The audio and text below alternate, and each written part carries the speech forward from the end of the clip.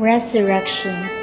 You have fallen many times, but you will always rise, my dear.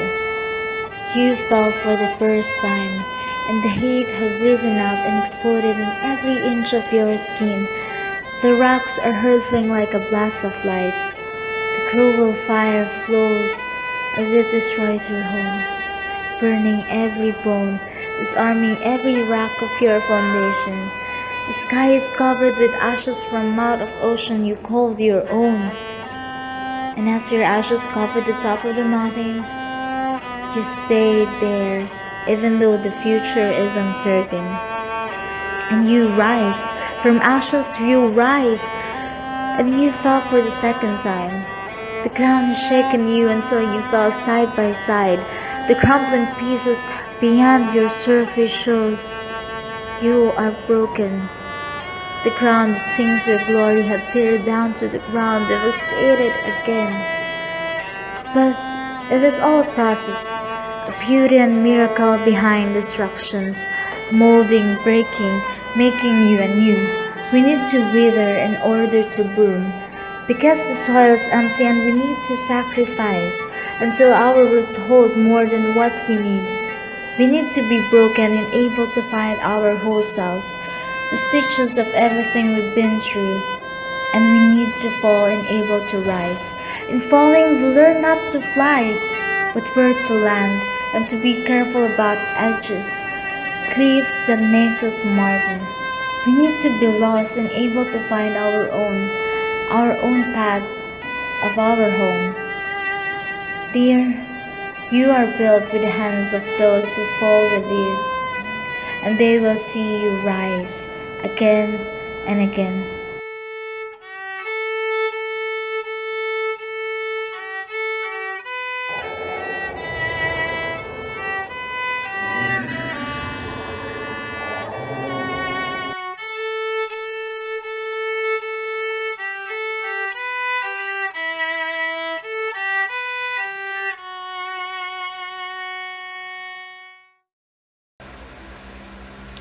The first stanza is about the eruption happened in Taal last 1754, and probably one of the most violent volcanic eruptions happened in the history.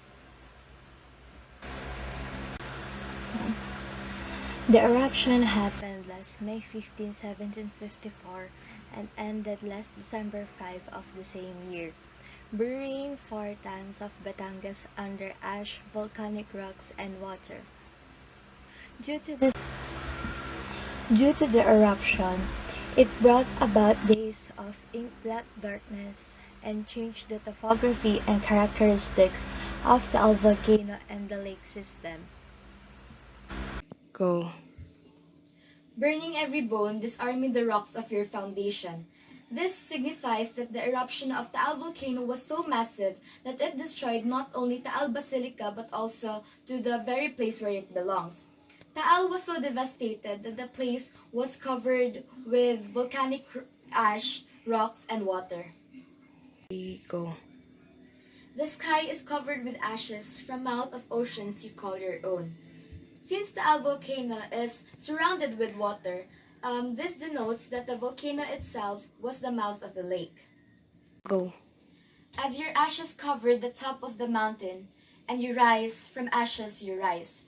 Despite the devastating eruption that destroyed the church, it stayed in the place and was rebuilt again.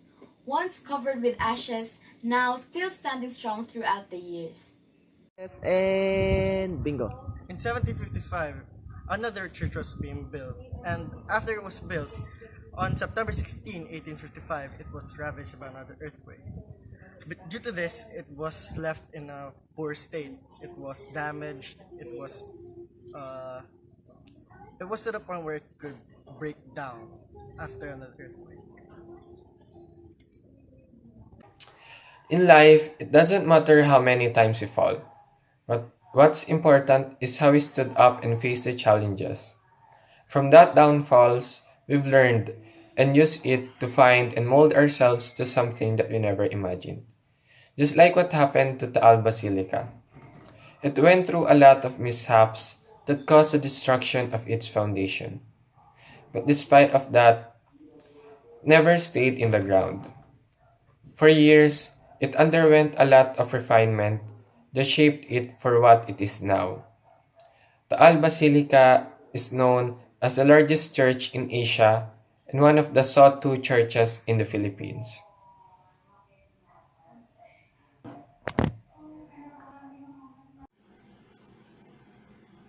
We the people need to learn a thing or two about the history of the Al Basilica because it can help us to grow, to develop.